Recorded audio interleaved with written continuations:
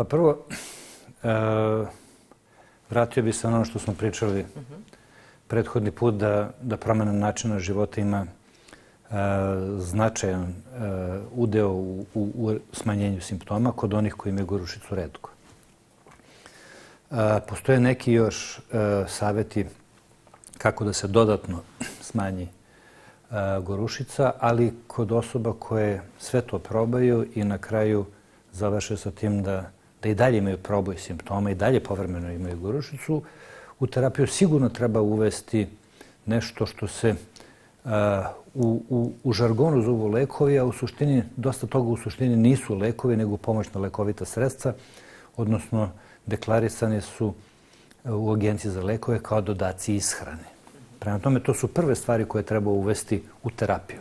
A šta je na raspolaganju tih lekova? Pa prvo, na raspolaganju su nam dodaci ishrani ili suplementi koji se zovu antacidi. Antacidi su supstance kao što su gelusilak, alfogel, rupurut. Znači, u suštini supstance koje su soli aluminijuma, magnezijuma i koji imaju za cilj da sa kiselinom naprave reakciju neutralizacije, da neutrališu kiselinu. To nisu lekovi.